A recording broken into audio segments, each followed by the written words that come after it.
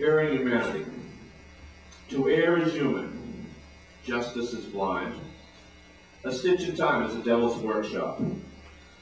Wanting words in lieu of brilliance, and feigning verbiage doubt. Our language is entrapment, the lines not drawn to scale. Its message, cloudy content, its power lacking intent. We search for something real. To feel the spoken word is wisdom, if the speaker is the person touched. In reaching beyond, he communicates the truth first felt himself. But often words are senseless, breathing their last within the pen. They atrophy to a death straight line. To forgive it is divine. Now another work by Kerouac about the city of Lowell, one of the 5 books that he wrote about Lowell, was Maggie Cassidy. And once again, he had some great description of pieces of property in Lowell and things that at least people from the city of Lowell would know. And after reading Kerouac's Lowell novels, I think almost anyone would be able to at least get an idea of what they look like. By now they had reached the deep slope of grass behind a wooden fence near a near castle made of stone with towers that sat high over Riverside Street. Up the grassy slope, white in the night, began a stone wall built up and in against a cliff, with dry pendant remnant vines now hanging in the snow. Gleaming ice up on the top of the cliff, there were 3 houses. The middle one was GJ's. They were just regular old French-Canadian 2-story wooden tenements with wash lines, porches, long boards like Frisco tenements, enduring in the fog of the north, with brown lights in the kitchens, dim shadows, a vague sight of a religious calendar and overcoat on the closet door. Something sad and homely and useful, and to the boys who knew nothing else, this abode was very life. GJ's house sat, soared, and looked over gigantic treetops on Riverside to a city a mile across the river. In his kitchen, in blowing windstorms that would obscure vistas and clank the trees to hit the windows, Jack Frost cracking, raging, to come into the door beneath the crack as old overshoes gleamed cold and wet in scuffy slush halls, as people tired to stop a draft of a folded strip of newspaper. In great stormy days when there was no school and no occasion like New Year's, GJ with his long head strode on his mother's linoleum, swearing and cursing the day he was born, as she, an old Greek widow, the death of whose husband 15 years ago left her still in blackest mourning, sat in a rocking chair at a shivering window with an old Greek Bible on her lap, and grieved and grieved and grieved.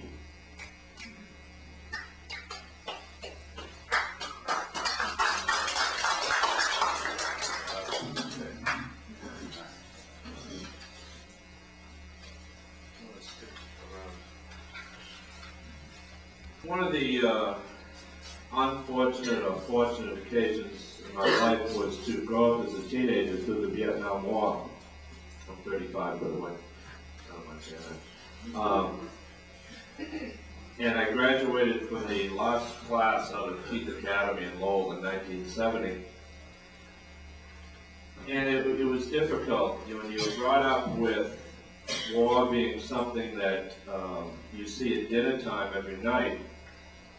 It's sort of something that stays with you the rest of your life. I had many friends who went to Vietnam, and some of them came back, some of them didn't. And it's something that I don't think I'll ever get over, living through that era. This is called Heroic Epitaph, 1969. He was a man with one ear, care, and sight, quiet rage, loving danger, questioned war, cursed the night. He was a boy, adult world mad with hate, proven right at the end, dig his grave, it's too late.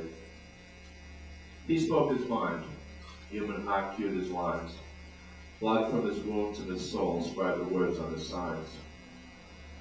But let us not weep, no tears heap the cold, that let us walk freely where fell while he strove. A few years have passed, maimed memories fade, of marches, black armbands, peaceful protests we made. Defoliation, saturate patties with bombs, butt strokes, anti-personnel, Saigon smoke with the plum. Those guns are now silent, the foreign graveyard still cry.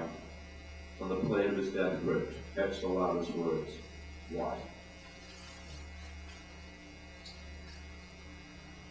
This is one that, well, I've never read before, because I just wrote it about 2 weeks ago.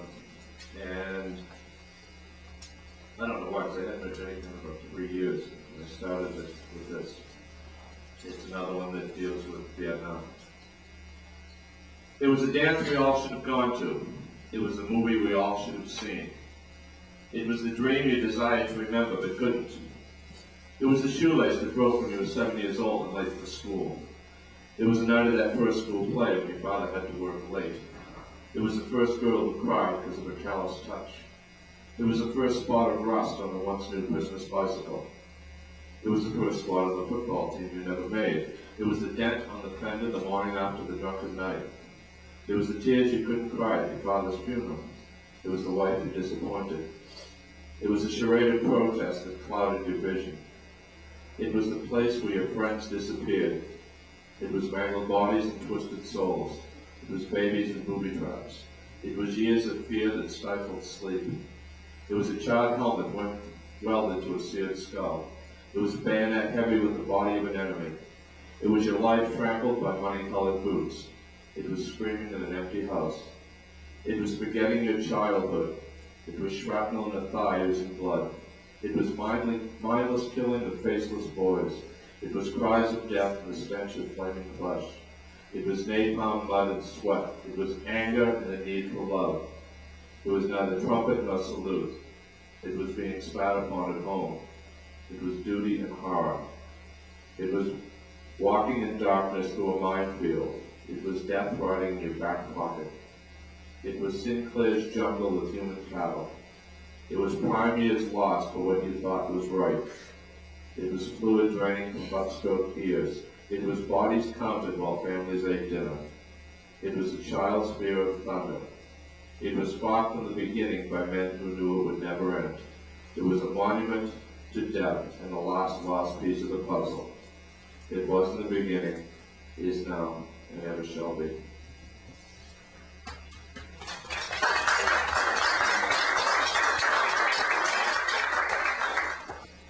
And this goes back to a little bit about a career, or actually a whole life I had before getting into the park.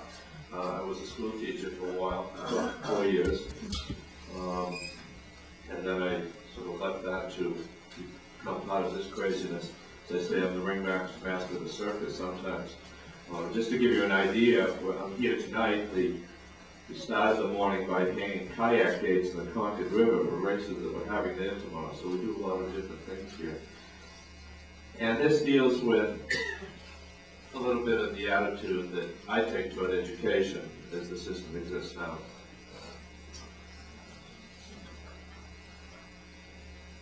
A lonely female child, solitary, a student, marches decisively to school, one black, the first among white. Other children are taught by feigning instructors to leap, to fly without intelligent fear from a vehicle in a polluted sky, to dive into life headlong, trusting that someone along the way to Earth, after the initial jump, will show them, quick and true, without normal confusion, how to save themselves, soften the blow, not fracture on the unyielding ground, but in an instant, pack, don, and release without tangles during in-flight free-for-all training, a parachute. Well, thank you for